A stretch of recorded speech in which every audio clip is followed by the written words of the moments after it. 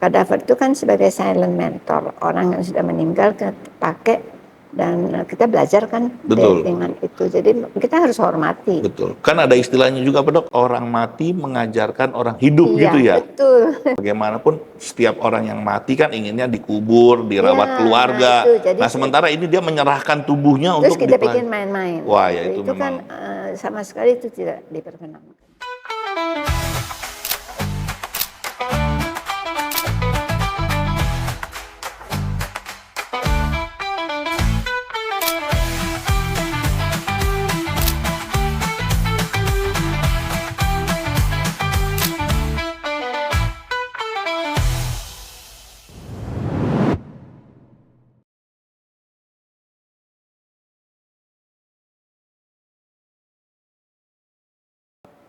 Halo, selamat berjumpa lagi sahabat Dokdans.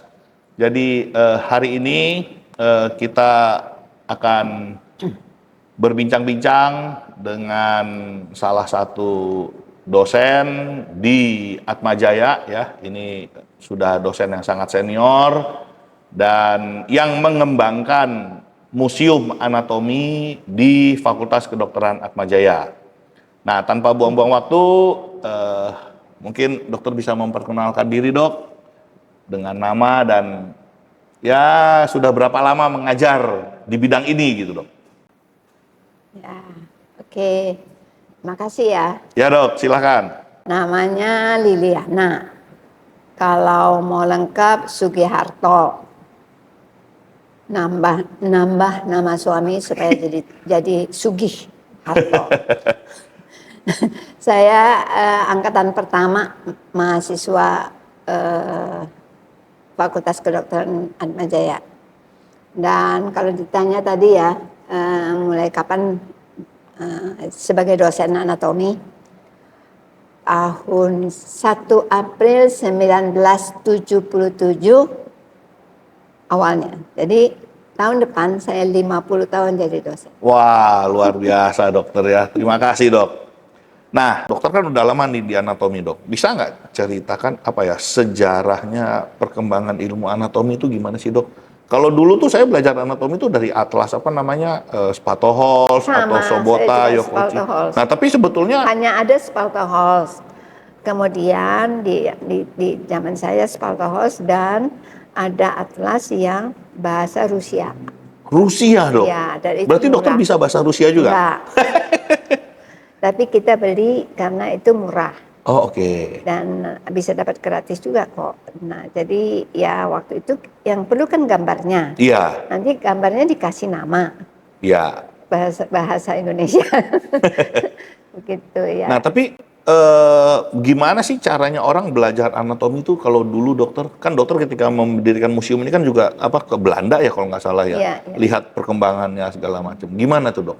Dari zaman dulu orang belajar tuh kayak apa sih? Zamannya saya kurikulumnya untuk sarjana itu 7 tahun. Oke. Jadi kita bukan kurikulum. Jadi pendidikan sampai dokter 7 tahun. Dan anatomi saya dapat 2 tahun. 2 tahun. Ya, jadi ya belajarnya saya pikir beda ya dengan sekarang. Karena dulu itu ya kalau tulang istilahnya semua tonjolan ada namanya, semua lekuk ada namanya, lubang ada namanya. Betul. Semua ya dihafal gitu ya. Betul kan? Dok. Jadi terminologinya kita memang betul-betul harus tahu. Kalau pendidikan sekarang kan lebih ke arah klinis ya, anatomi klinis. Betul. Memang perkembangan zaman juga untuk menghabiskan waktu segitu lama misalnya ya untuk belajar yang semua nama-nama. Basic lah istilahnya. Ya, dan istilah anatomi itu kan bukan bahasa kita. Betul. Bahasa Latin dan Yunani yang sebenarnya kalau untuk bahasa ibu dari yang memberikan nama itu bahasa ibunya. Jadi sehingga artinya korpus ya badan misalnya ya, apalagi foramen lubang. Untuk ya itu bahasa hari-hari mereka, foramen ya lubang. Mereka tahu, kalau jadi, kita nggak tahu. Pelajaran anatomi dengan istilah-istilah nomenklaturnya itu memang dari Yunani, dong. Ya, Latin. Paling, kalau anatomi Latin. Paling banyak Latin, kalau penyakit kan lebih banyak dari Yunani. Nah, kenapa begitu, Dok? Ya, yang memberikan nama di awal.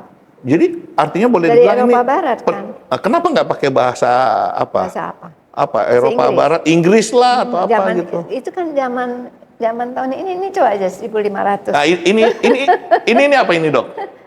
Ini kan gambar awal bagaimana orang menggambarkan tubuh manusia itu ya. Ini tahun 1543 coba. Oh, jadi ini gambar, Ya, gambar tubuh atlas pertama mungkin gitu, Dok ya. Ya. Jadi atlas sejarah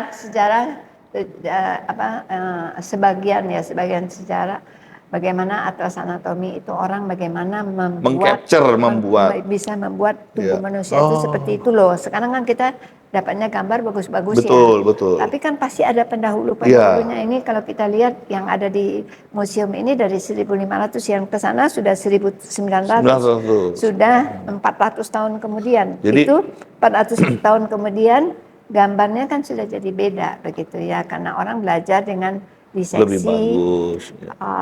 dengan diseksi dari diseksi dari mayat-mayat Ya. yang ketemu, nah termasuk Leonardo da Vinci sebagai pelukis itu. Jadi ini sejarahnya nih. Jadi boleh dibilang ini perkembangannya dari ahli-ahli melukis dari ya, Dok ya? Eropa, yang ada yang dari ahli lukis, ada juga yang tidak. Jadi ini kan jadi dari tahun yang 1500. berkembang pesatnya kan di Eropa Barat. Ya. Maka nama terminologi yang pertama Ya. kali muncul itu ya bahasa Bahasa Latin, Jadi bahasa ibu. Jadi kalau misalnya kayak di Indonesia yang mau membuat pertama kali yang baru menemukan semua bahasa bahasa orang Indonesia. Jawa, dia pakai bahasa Jawa, betul nggak sih? Betul. Jadi ini diawali sama Tuan Vesalius nih, Dok ya? Enggak. Oh, enggak Vesalius juga? itu sudah lebih Sudah lebih ke ya, sini. tapi Oh. memang ini kan ada buku Ya. yang itu yang Jadi jauh sebelum 1500 tuh ya? sudah mulai begitu kan, Iya. luar biasa. Jadi kita nggak bisa juga ya. Jadi kalau saya mengatakan ya mau tidak mau, karena memang awalnya mereka lah yang kasih nama. Oh ini Spina, oh Ya. ini apa Krista, itu bahasa Itu bahasa mereka. Kita nggak ngerti, Betul, kita betul. mesti tahu bahasa itu begitu. Nah, dari berapa? Dari 50 tahun ya, Dok ya? 50 tahun mengajar, Dok ya? Hampir belum. ya, 49. Tahun depan. Nah. Tahun depan seandainya saya masih di Atmajaya. Amin. Nah, menurut dokter nih, Dok, kan dokter udah melihat nih anatomi tubuh manusia ya. Desain yang paling rumit itu bagian mana, Dok? Sebenarnya rumitnya itu ada sebab macam-macamnya ya. Kalau ditanya paling rumit, organ paling rumit otak. Otak ya, Dok ya? Karena otak itu nggak bisa kita lihat jarasnya. Oh iya. Karena itu di museum ini ada gambar-gambar yang ada jaras membantu untuk Iya. mengerti. Jadi begitu. barangnya otak ada, tapi kalau- jaras itu apa namanya kayak saluran ya, jalur ya, Iya, lajur iya. Kalau gitu kita ya. belajar nyebutnya kan traktus begitu ya. Nah itu kan kalau kita lihat ini Barangnya nggak ada. walaupun kita lihat kita potong segar ya, Iya. kadaver ya, fresh, tetap kan kita nggak bisa lihat Nggak ada itu. jalurnya, begitu Kalau kan. kayak jalan tol kan ada jalan 4 ini kelihatan. Padahal Ini nggak ada. lintas itu banyak kan. Iya. Bayangkan aja ya, mulai dari ujung jari misalnya ini ketusuk Iya. sampai ke otak kan. Nah itu kan ada jalurnya. Jadi gimana semua. dia jalan lewat nggak kelihatan tuh, Dok Nggak ya? kelihatan kan. Oke, jadi jadi- bukan masalahnya rumitnya kenapa, Iya. tapi menurut saya yang pertama rumitnya karena memang tidak bisa dilihat. Terlihat, tidak. Kalau Kasat kita mata. belajar rangka misalnya itu, Iya. kan itu jauh lebih mudah Iya. ya nih misalnya radius nih ulna nih Iya, satu lebih besar satu lebih Bisa kecil, langsung tervisualisasi kelihatan. dengan baik. Tervisualisasi dengan baik, tapi kalau itu enggak, walaupun zaman sekarang itu sudah lebih Bisa lebih digambar. dimudahkan, Ya, lebih dimudahkan ya dengan kemajuan IT itu jadi lebih mudah. Ya. Tapi kalau realnya di otak kan semua putih. Betul. Dan Ada putih dan abu-abu katanya ya, kan, Dok? substansia grisia abu-abu. Yang satu alba putih, tapi di putih itu semua Adanya apa kita nggak bisa lihat juga. itu Ya, jadi kalau dibilang rumit, sebetulnya sih tidak rumit ya. Itu kayak ngapal jalan gitu ya. Tapi kalau pertama kali belajar Ya, kan betul. jadi rumit. Karena nggak terbayangkan gitu, Dok ya. Nggak Oke, terbayang. jadi kalau Nggak kasat mata. paling susah tadi otak angka 10 tuh, Dok ya. angka 10 kan tanyanya paling sulit. Paling sulit ya. Kalau sulit. mata dok, dokter kasih nilai berapa dari 1 sampai 10 dok? Mata itu sulit juga karena dia adanya di dalam, tapi saya pikir tidak sesulit otak ya. Kalau mata itu ada yang bisa dilihat, tapi sulitnya beda. Sulitnya karena kecil. Oh lebih kecil. Iya kan? Iya. Lebih kecil dan ada di dalam. Nah, tapi memang betul kayak retina. Tapi retina kan sebagiannya juga ada sarafnya di situ ya. Iya. Kan begitu. Kalau yang paling sederhana apa dok? Tulang. Tulang ya. Jelas sulit. Jelas ya. Jadi tulang paling sederhana ya dok ya. Jadi kalau anak-anak sekarang nih dok, sampai ujian tulang nggak lulus, berarti kurang belajarnya ya dok ya. Apalagi sekarang kan belajarnya nggak usah sampai semua tonjolan, semua sudut. Istilah-istilah itu harus dihafalkan gitu dok ya. Karena itu dulu kan dibilangnya belajar kedokteran itu hafalan. Sebenarnya bukan hafalan ya, pakai logika juga. Tetapi dibayangkan di inilah ya. Hafalan itu hafalan istilahnya. Iya. Bukan bisa menghafal ininya kan, ya benar nggak dok? Tapi sambil dibayangkan dia bisa. Dan tidak ada satu manusia yang sama kan? Betul. Jadi sebenarnya ya nggak mudah ya, tapi ya jauh lebih mudah melihat dan membayangkannya begitu ya. Nah, tadi kan organ paling sulit dok. Sekarang dok, kalau organ itu boleh mengeluh dok, kira-kira organ mana yang mengeluhnya paling kenceng gitu dok? Jantung. Jantung dok ya. Kenapa dok? Jantung itu adalah organ yang pertama kali berfungsi dalam tubuh kita. Pertama kali berfungsi dok ya. Kalau ibu-ibu yang haid ya, baru seminggu terlambat haid itu. Iya. Sudah jantungnya sudah berdenyut. Jantung janin hebat nggak? Jadi dia baru terlambat haid 1 minggu. Berarti kehamilan 3 minggu. Iya. Jadi jantung itu adalah organ pertama yang berdenyut karena belum memompa darah sampai plasenta kan. Iya. Jadi itu. Jadi organ pertama yang bekerja dia dan yang terakhir juga. Sampai terakhir dok ya. Berhenti jantung berdenyut. Iya betul dok ya. Meninggal. Jadi kalau dibilang ini sudah hidup atau mati, ya jantungnya ya. Benar enggak? Bukan yang lain dok. Betul juga dok. Betul. Coba kalau dokter Daniel dipanggil. Karena kan ada ini istilahnya. Masih hidup apa enggak? Iya. Yang Kita cek apa? jantung kan? Betul. Berhenti jantungnya? Iya. Berhenti. Jadi dia mulai paling awal. Itu kalau datang paling pagi, pulang paling belakangan dok ya. Iya. Ya? Jantung ya paling capek. Betul dok.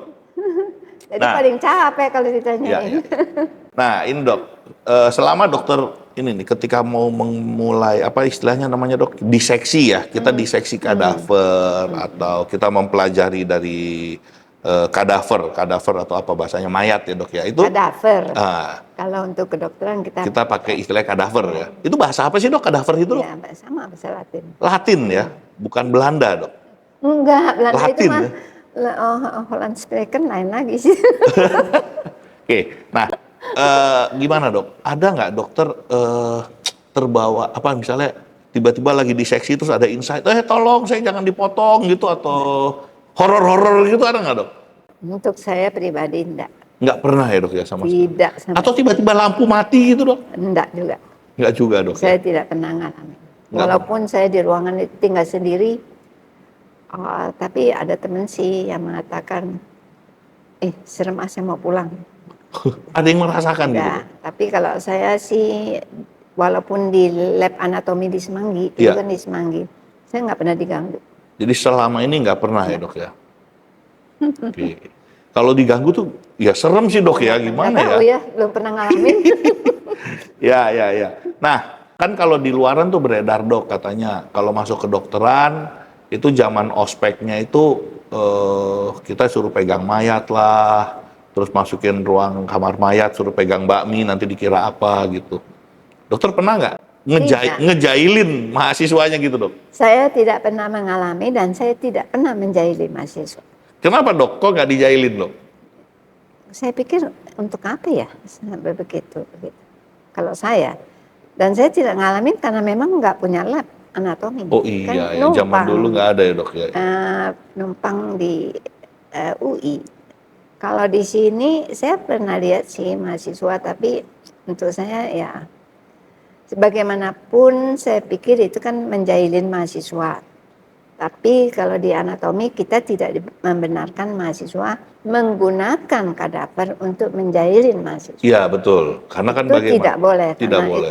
itu sama sekali tidak boleh. Ya, ya. Saya sampai merinding loh ini dok, karena memang ya Itu kan bagaimanapun kan kita penghormatan itu kita iya manusia. Untung dan kalau sekarang kan istilah itu silent mentor istilahnya. Iya. Jadi kadaver itu kan sebagai silent mentor, orang yang sudah meninggal kita pakai dan kita belajar kan Betul. dengan itu. Jadi kita harus hormati. betul. Kan ada istilahnya juga Pak, dok, orang mati mengajarkan orang hidup Iya, gitu ya. betul. Gitu ya. Iya. Jadi memang ya bagaimanapun setiap orang yang mati kan inginnya dikubur, dirawat Iya, keluarga. nah itu, jadi Sementara ini dia menyerahkan tubuhnya terus untuk kita bikin main-main. Wah, ya itu kan memang sama sekali itu tidak diperkenankan. Kita harus menghormati. mungkin itu nilai nomor 1 yang harus ditanamkan betul Jadi dok ya. kalau ya masuk ke lab anatomi praktikum pertama kali ya diingatkan ya bahwa itu ada peraturan. Kalau ada yang bikin main-main begitu ya pasti ada Iya, sanksinya. iya.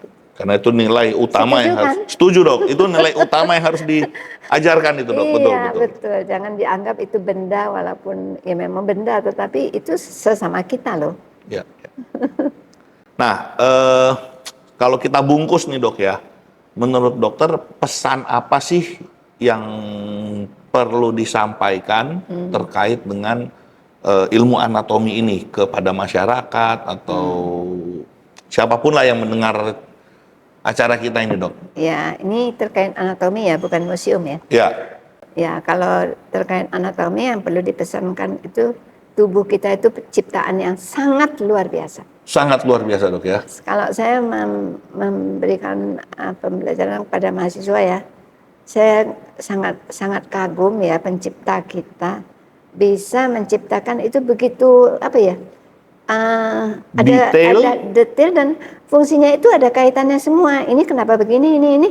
Kita butuh ini ada ya, terencana dengan baik. Ya, sangat. Menurut saya itu sangat apa ya? Kalau kita melihat struktur tubuh manusia, kita anatomi, belajar anatomi. Ya. Di situ kita lebih yakin bahwa wow, tubuh kita ini luar biasa. Itu dan kalau kita belajar lagi mundur sejak embriologi, kebetulan sih saya dosen embriologi. Jadi kita nggak bisa bayangin kok bisa ya sampai ininya bisa terciptanya sedemikian detail dan rumit, tapi itunya bisa terjadi seperti itu. Iya. Walaupun saat ini perkembangan embriologi itu sampai orang sudah tahu gen-gennya. Jadi terkait jantung ini kenapa kok bisa terbentuk ini, mengapa bisa ada sekat, ada gen-gennya. Tetapi kan juga kembali pada ciptaannya ya, kok bisa ada gennya ya, kok bisa ngatur dan kok bisa pas gitu ya. Kalau darah kotor masuknya ke sini, yang bersih ke situ. Betul. Jadi dengan semakin mempelajari, anatomi, justru kita mengetahui bahwa ciptaan ini makin sempurna ya dok ya. Betul. Luar biasa. Wah, dahsyat sekali dok. Nah, terus kalau dokter boleh cerita nih dok ya, gimana sih sejarahnya dokter mendirikan museum? Kalau nggak salah ini museum anatomi pertama nih dok ya? Museum anatomi pertama yang dibuka buat umum. Dibuka masyarakat. Untuk umum ya. Jadi sebetulnya di Indonesia ada berapa museum anatomi? Saya waktu praktikum di anatomi UI, di sana sudah ada organ-organ yang dimasukkan di botol-botol, tapi sekedar itu bukan dalam arti museum. Museum itu artinya untuk dipamerkan, disimpan. Itu kan iya, kemudian itu tempat menyimpan dan koleksi dan itu ini. Nah, yang buka pertama untuk umum kita. Oh, gimana itu sejarahnya dok? Kenapa kok bisa jadi museum? Kok pengen mendirikan museum gitu dok? Iya, sampai teman saya mengatakan gini, apa sih yang kamu pikir, kok bikinnya museum? Iya, karena kan nomor 1 dokter membuat museum itu otomatis bagaimana menyimpannya, bagaimana mencari barang-barangnya. Semua sampai desain, sampai cari uangnya. Nah iya, Komplit kok, mulai dari bagaimana bentuk seperti apa yang diinginkan, digambar lah begitu ya. luar biasa loh ini dok. Nah. Ada bukunya kok ceritanya. Ah. Jadi sebetulnya awalnya dari kekurangan kadaver. Oh, oke. Makin kesini itu kan kadaver makin sulit ya. Jadi makin sulit sehingga memang itu adalah suatu kendala yang perlu dicari jalan keluarnya. Nah, awalnya saya nggak kepikir museum, sama sekali tidak. Ya. Coba saya tahu ini gimana ya kadaver nggak ini, dan kita tahu ya dari diseksi akhirnya jadi proseksi. Ya. Diseksi butuh waktu, betul, butuh waktu dan butuh kadaver lebih banyak karena sekian mahasiswa perlu. Kemudian diseksi dilakukan hanya dipamerkan kan gitu ya. Tapi kan makin lama ya tetap butuh penggantinya ya. Ya. Nah, karena itu kan jadi perlu dipikirkan bagaimana. Dan kebetulan sekali ada tamu ya dari Belanda. Tamu dari Belanda itu adalah sebetulnya kerjasamanya Universitas Atmajaya dengan Belanda, dan mereka datang satu tim dengan beberapa bukan hanya anatomi tapi beberapa bidang. Nah, pada waktu datang itu kebetulan saya sudah jadi dosen dan kemudian saya diajak ikut. Kemudian jadi kita diskusi dan saya mengemukakan kesulitan kadaver. Kemudian dari tim kebetulan juga ada yang dari anatomi. Oh, tim yang dari Belanda ini dok ya. Jadi saya pikir Tuhan mengatur semuanya. Kalau saya sih mikirnya selalu begitu, Tuhan mengatur semuanya, akhirnya jadi begitu. Iya betul. Nah, terus karena kebetulan juga ada yang tahu, kalau misalnya di tim nggak ada yang tahu kan nggak punya gambaran. Sehingga pada waktu diskusi diinformasikan, karena dia dari Nijmegen, dibilang, di Nijmegen ada museum anatomi, dan kalau di Belanda nggak kekurangan kadaver ya, luar biasa banyak ya kadaver di sana. Nah, tapi mahasiswa boleh memilih mau praktikum di ruang lab, mau praktikum di museum, boleh. Iya. Kan menarik ya. Iya.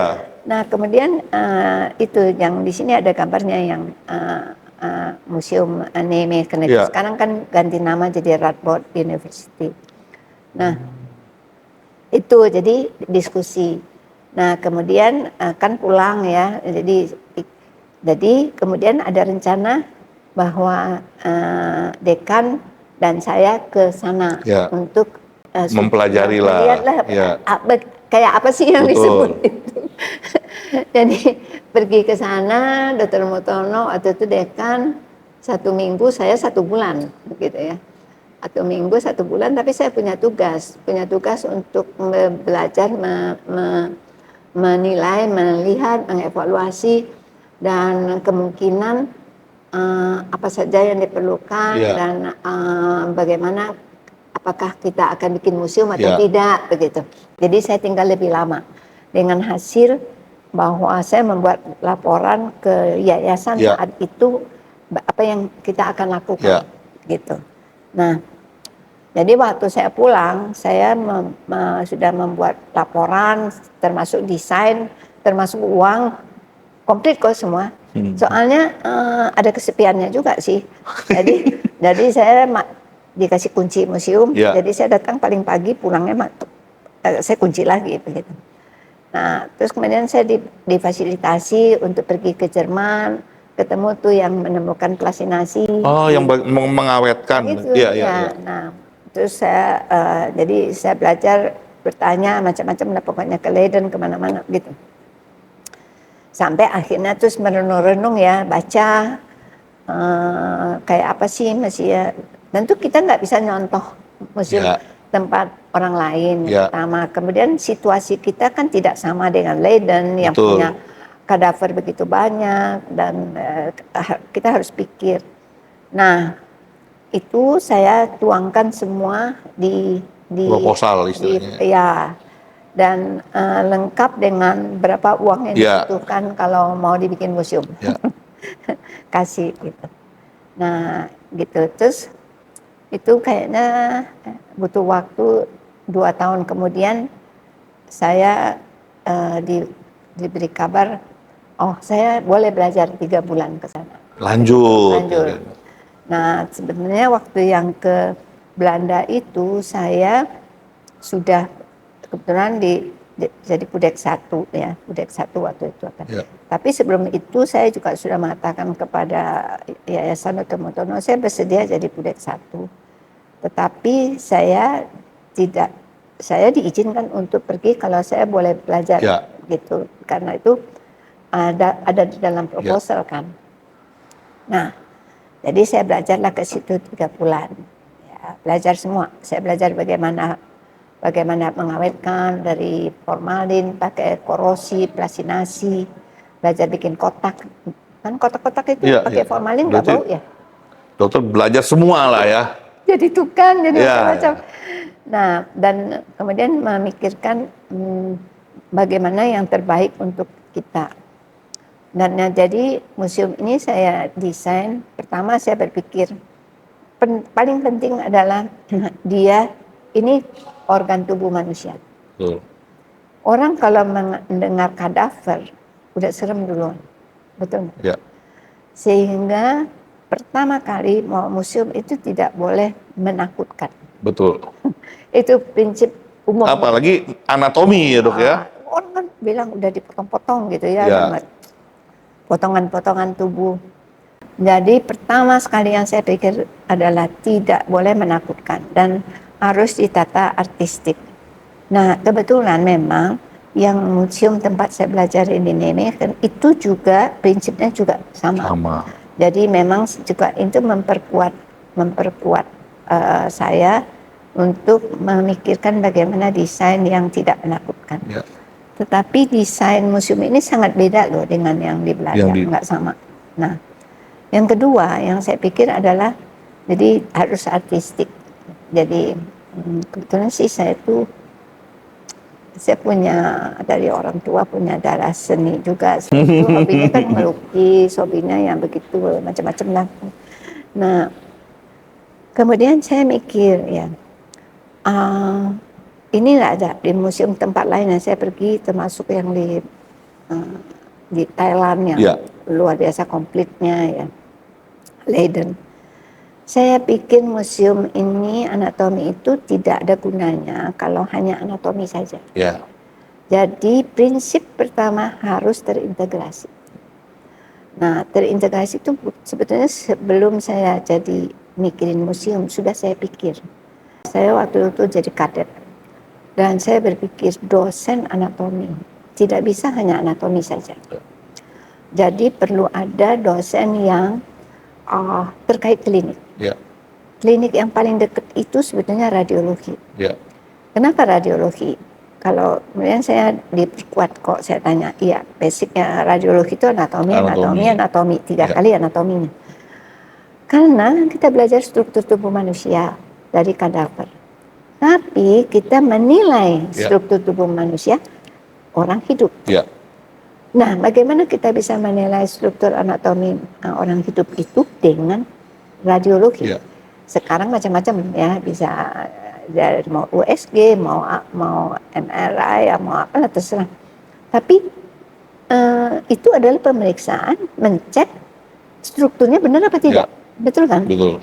Karena itu jadi saya memang dari awal saya berpikir ini terintegrasi dengan klinik paling dekat nomor 1 radiologi. Yang kedua histologi. Histologi itu karena makro anatomi dan mikro. Ya, jadi makro dan mikro, makanya kita punya tuh yang di situ tuh. Ya. Itu mikro anatomi. Ya. Jadi 2 itu. Kemudian yang lain-lain bisa ngikut yang lain-lain. Nah, di Belanda saya pernah pergi tapi di sana museum patologi anatomi. Oh.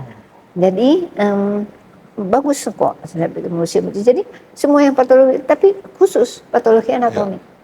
Nah, kita kan nggak mungkin karena kita untuk mendapatkan kadaver juga tidak semudah itu, betul nggak? saya mau balik sedikit ke belakang ya. Sampai hari ini saya sebetulnya di Atmajaya masih secara resmi masih tidak diizinkan. Yaitu di anatomi ini kan ada spesialis radiologi. Ya. Herina yang Ya. pertama. Itu jalan pikiran itu, dan saya pikir sampai enggak butuh waktu lama ya. Mungkin hanya nggak nyampe 10 tahun. Kenyataan di lapangan anatomi klinis. Ya. Dan waktu itu Herina waktu mau jadi dosen, kebetulan saya dekan waktu itu kayak. Dan saya mengatakan mau spesialis apa? Anatomi, kalau nggak salah radiologi. Saya memang punya cita-cita untuk di departemen anatomi ada saraf, ada radiologi. Kenapa? Kalau dia hanya anatomi saja kering. Ya, tidak bisa menyambungkan. Harus. Jadi harus di departemen anatomi itu harus ada orang yang anatomi, harus ada orang yang klinis, tapi yang dekat. Ya. Betul ya? Betul. Setujukah? Nah, spesialis radiologi itu paling dekat. Ya. Kemudian spesialis saraf yang sulit dilihat jaras-jarasnya, tapi bisa dirasakan, bisa diceritakan. Karena neuroanatomi. Betul. Yang satu radio anatomi, betul nggak? Kalau dokter tanya sama saya, kenapa nggak yang lain? Yang lain terkait, bukan nggak terkait, tapi itu paling dekat. Iya, betul. Paling beririsan. Setuju kan? Betul. Nah, tapi saya sudah pernah di sidang di Senat gara-gara itu sudah. Sampai hari ini kayaknya masih belum ada perencanaan dari fakultas bahwa orang yang di biomedik bisa mengambil yang klinik. Ya. Nah, itu kan sejarah museum, Dok. Tapi tadi kan dokter bilang kita kalau belajar itu kan dari kadaver, Dok ya. Kalau zaman dulu tuh, Dok, kadaver itu ada syaratnya nggak sih menjadi kadaver, Dok? Ya, kalau zaman dulu sih tidak ya, nggak tahu juga saya. Tapi karena kita dapatnya kan langsung sudah beli atau apa gitu, gimana, Dok? Bukan beli, ganti uang pengawetan. Oh, ganti uang pengawetan. Tapi kan beli nanti dikira jual beli. Isunya kan dulu apa kadaver itu kan dari apa maaf nih, Dok, gelandangan atau apa yang nggak jelas gitu ya. Yang di forensik jenazahnya itu nggak ada yang tidak mengklaim. Dan yang klaim itu sudah sekian lama ditunggu tidak nggak ada yang klaim. Satu. Yang kedua memang karena tidak ada yang klaim, memang itu juga dibutuhkan. Nah, karena dibutuhkan ya sudah, tapi tetap penghargaan kan tetap harus. Tadi ya saya katakan, biarpun itu orang kita nggak kenal atau bagaimana, tapi kita belajar dari dia. Iya, begitu. Nah, jadi sampai saat ini ya, saya pikir sampai saat ini masih seperti itu ya. Memungkinkan nggak, Dok? Orang secara sukarela dia menyerahkan diri. Sudah lama. Memungkinkan, Dok? Iya, jadi prosedurnya kemana itu? Sebelum meninggal sudah bikin surat wasiat. Kalau di Belanda saya ngalamin ya di sana, selama saya di sana kan meninggal ya memberikan kemudian begitu meninggal langsung bagian anatomi ditelepon dari rumah sakit. Kemudian dari anatomi ke sana ngambil jenazah. Jadi semuanya itu mulai dari rumah sakit semua itu yang sudah diurus oleh karena memang yang paling penting adalah bagaimana mengawetkannya itu ya, Dok ya. Ya, sekarang kan dari yang Korea itu kalau ini kan silent mentor itu. Silent mentor. Jadi kayaknya di Indonesia sudah ada kok yang dari Malang membuat surat wasiat kalau meninggal jenazah saya kirim ke anatomi. Begitu. Pernah kita di Atmajaya pernah, Dok. Kita punya. Wah. Kita ada kok. Satu. Oke. Ada. Nah, itu kalau setelah selesai kita diseksi, setelah selesai kita pelajari, ya, selesai ya, Dok ya. Nah, kalau misalnya kayak di Korea, kayak mana di kita tuh belum, karena kita belum banyak, di sana sudah banyak. Ada upacara loh. Jadi keluarga diundang. Untuk memulai pembelajaran atau penguburannya? Memulai dan meninggal. Jadi ketika sudah selesai dikubur, itu ininya. Iya, betul-betul.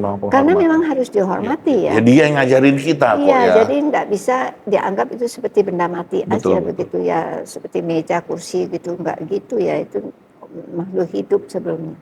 Wah, luar biasa ini, Dok, pengetahuan yang dokter berikan buat kita.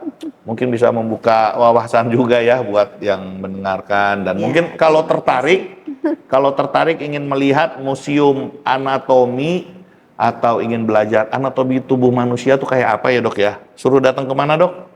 Ya, ke Museum Anatomi Atmajaya. Fakultas Pluit. Kedokteran Atmajaya Ya, di Pluit ya. Nah, Tapi jadi di sini banyak kok dari TK, SD, SMP, SMA. ya kita terbuka Secara untuk umum. rutin, ada yang secara rutin dari sekolah. Kita terbuka untuk umum setiap hari Senin sampai Jumat.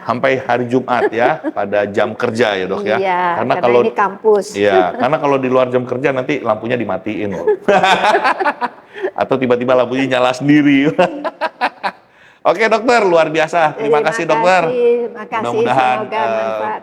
bermanfaat dan ya luar biasa nanti bisa terjadi perkembangan-perkembangan lain yang kita juga nggak tahu lah Iya, sesuai kebutuhan zaman dokter ya. Terima kasih. Terima kasih dokter, salam Terima semuanya. kasih.